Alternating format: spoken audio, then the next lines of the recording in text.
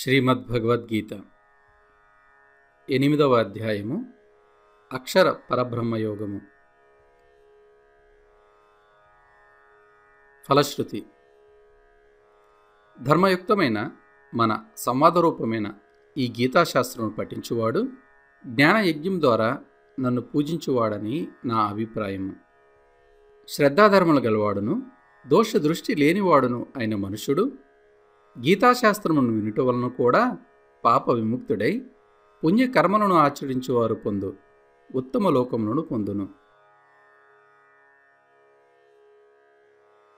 ఈ అధ్యాయంలో బ్రహ్మం అనగానేమి, ఆధ్యాత్మము అంటే ఏమిటి, కర్మ అనగా ఏమిటి, పరబ్రహ్మము చేరుకోవటం ఎలా, ఇటువంటి విషయాల గురించి శ్రీకృష్ణ భగవానుడు తెలియజేశాడు.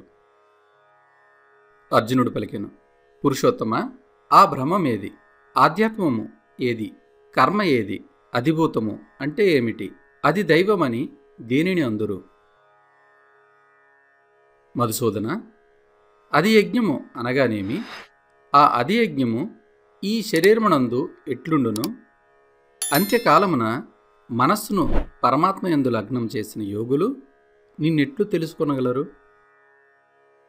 శ్రీ భగవానుడు పలికెను, బ్రహ్మమనగా సర్వశ్రేష్ఠుడు, శాశ్వతుడు. ఆధ్యాత్మము అనగా స్వస్వరూపము అనగా జీవాత్మ. పరమాత్మయందు లీనమైన సకల భూతములను బహిర్గతమునర్చి వాటి ఉత్పత్తి అభ్యుదయములకు కారణమైన చేష్టను అనగా సృష్ట్యాది కర్మలను కర్మయందురు. ఉత్పత్తి వినాశశీలములైన పదార్థములు అన్నియును అధిభూతములు అనబడును. హిరణ్మయుడైన పురుషుడు అధిదైవము. ఈ శరీరములో అంతర్యామిగా ఉన్న నేనే వాసుదేవుడనే అధియజ్ఞమును. మరణ సమయంలో నన్నే స్మరిస్తూ శరీరం విడిచి వెళ్ళేవాడు నన్ను చేరుకుంటాడు. ఇందులో సందేహం లేదు. కౌంతేయ, మనుషుడు అవసాన దశయందు ఏ భావమును స్మరించుచు దేహత్యాగము చేయును అతడు మరుజన్మలో ఆయా స్వరూపములనే పొందును. ఏలనన సర్వదా అతడు దానినే స్మరించుచుండును. కావున నీవు సర్వదా నన్నే స్మరించుచుండుము, యుద్ధమును కూడా చేయుము. ఈ విధముగా నీ మనోబుద్ధిని నాయందే నిలిపియున్నచో నిజముగా నన్నే పొందెదవు. అభ్యాసయోగం చేత ఇతర విషయాల వైపు పోని చిత్తముతో పరమ దివ్య పురుషుని ధ్యానిస్తూ యోగి అతనినే చేరుకుంటాడు.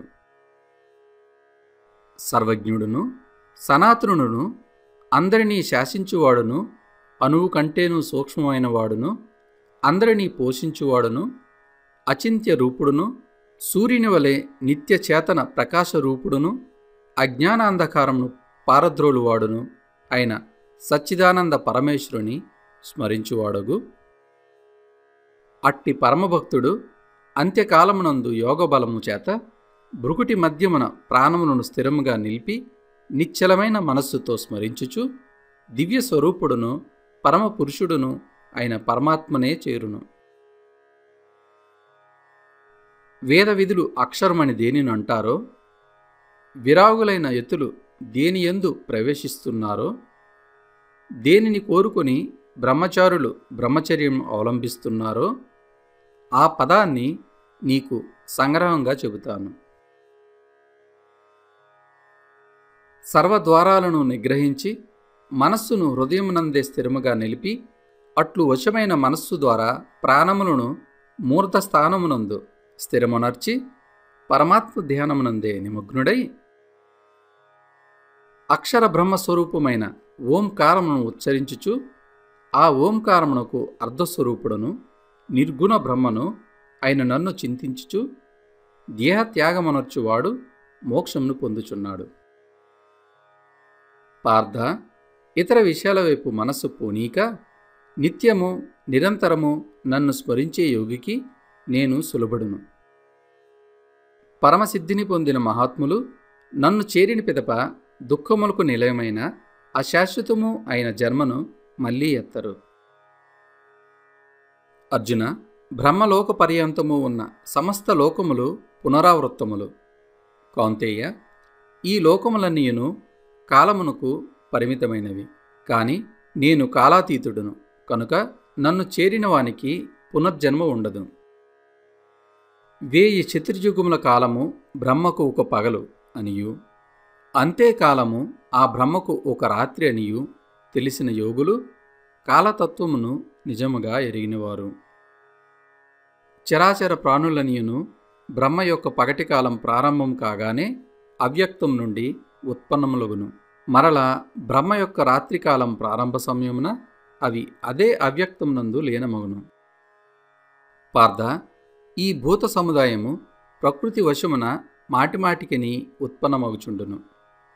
రాత్రి ప్రారంభకాలమున లీనమగుచుండును, పగటి ప్రారంభకాలమున ఉత్పన్నమగుచుండును. ఆ అవ్యక్తము కంటేను పరమైన, విలక్షణమైన, సనాతనమైన అవ్యక్త భావమే ఆ పరమపదము. ప్రాణులనియు నశించినను ఆ పరమపురుషుడు మాత్రం నశింపడు. అవ్యక్తము, అక్షరము అని చెప్పబడిన దానినే పరమగతి అని అంటారు. ఆ గతి పొందినవారు తిరిగి రారు. అదే నా పరమపదం. పార్థ, భూతములన్నీ ఎవని లోపల ఉన్నాయో, ఈ సర్వము ఎవని చేత వ్యాపించి ఉన్నదో ఆ పరమపురుషుడు అనన్యమైన భక్తి చేత పొందదగినవాడు. భరతశ్రేష్ఠ, ఏ కాలమునందు దేహత్యాగమును చేసిన యోగులు తిరిగి రాని గతిని చేరుదురో, మరియు ఏ కాలమునందు దేహత్యాగం చేసిన వారు తిరిగి వచ్చు గతిని పొందుదురో, అట్టి కాలములను అనగా 2 మార్గములను తెలిపెదను. అగ్ని, జ్యోతి, పగలు, శుక్లపక్షము, ఉత్తరాయణంలోని 6 నెలలు, ఈ కాలంలో మరణించిన బ్రహ్మవిధులు బ్రహ్మమును చేరుకుంటారు. ధూమము, రాత్రి, కృష్ణపక్షము, దక్షిణాయనములోని 6 నెలలు, ఈ కాలంలో చనిపోయిన వారు చంద్రజ్యోతిని చేరి తిరిగి వస్తారు. ఈ శుక్ల కృష్ణగతులు జగత్తుకు శాశ్వతమైనవి. ఒకటి తిరిగి రాని గతి, రెండో దారిన వెళ్ళినవాడు మళ్ళీ వస్తాడు. పార్థ, ఈ విధముగా ఈ 2 మార్గముల తత్వములను తెలుసుకున్న యోగి మోహితుడు కాడు. కావున అన్ని కాలముల యందును నీవు యోగివి కమ్ము.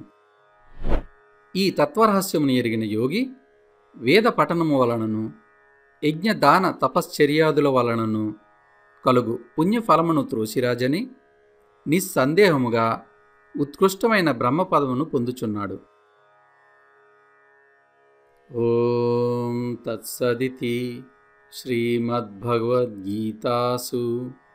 ఉపనిషత్సు బ్రహ్మ విద్యాయాం యోగశాస్త్రే శ్రీకృష్ణార్జున సంవాదే అక్షర పరబ్రహ్మయోగో నామ అష్టమోऽధ్యాయః. ఓం శాంతి శాంతి శాంతి.